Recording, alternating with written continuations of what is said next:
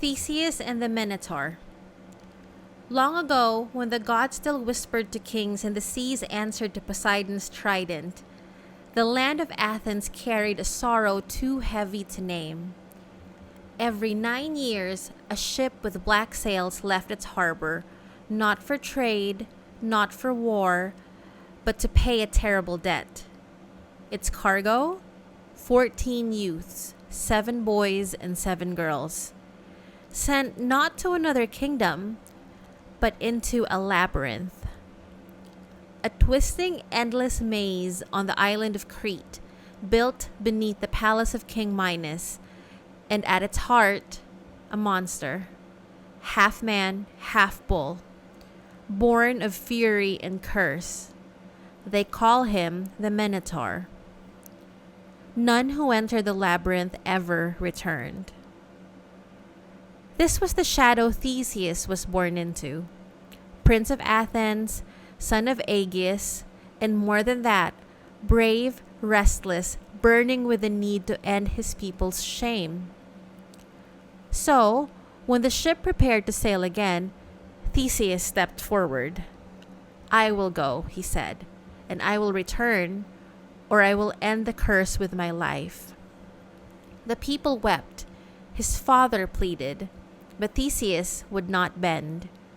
He boarded the ship beneath black sails and sailed toward fate.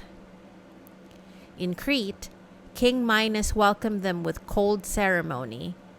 But not all eyes were cruel. Ariadne, daughter of Minos, watched Theseus from behind her veil. She saw not a sacrifice, but a spark. And in the silence between their glances, something ancient bloomed. Not pity, but love. That night she came to him. "I can help you," she whispered, "but you must promise, take me with you away from this island if we survive." He promised. And so she gave him 2 gifts. A sword sharp enough to cut fate, and a thread strong enough to lead him back. At dawn, the guards opened the gate to the labyrinth, and the walls swallowed him whole. It was a place of silence and shadow, of stone that shifted with no one watched.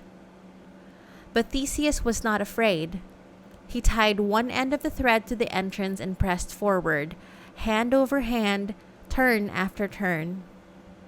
He could smell the beast before he saw it. Sweat, blood, and rage. And then, horns in the dark, breath like thunder. The Minotaur charged. Theseus met him head on, ducking, dodging, slashing. The battle was brutal. The beast was strength made flesh, but Theseus was resolve. And when it was done, the sword dripped red. The Minotaur lay still. He followed the thread back, out of shadow, out of death, and into dawn. They fled, Theseus, Ariadne, and the other children. They stole a ship and sailed fast from Crete toward freedom. But freedom, like fate, is never simple. On the island of Naxos, Theseus left Ariadne behind. Some say the gods commanded it, some say he doubted her, and others say it was guilt or fear of what love truly costs. Whatever the reason, she woke alone, and Theseus sailed on. When he neared Athens, lost in sorrow and silence, he forgot one final promise, to raise white sails if he had survived. From the cliffs, King Aegeus watched the black sails approach, and thinking his son was dead, he threw himself into the sea. The waters still bear his name, the Aegean. Theseus became king, yes, but his tale is not one of triumph alone. It is a story of courage and grief, of monsters slain and hearts broken, of the thread that leads us into darkness and the one that must guide us home again. Because every labyrinth has a center, and every hero must face what waits within. But no one walks out unchanged, not even the ones who survive. Enjoyed the story? Tap like, hit subscribe, and join us again for more wonders from the world's oldest tales.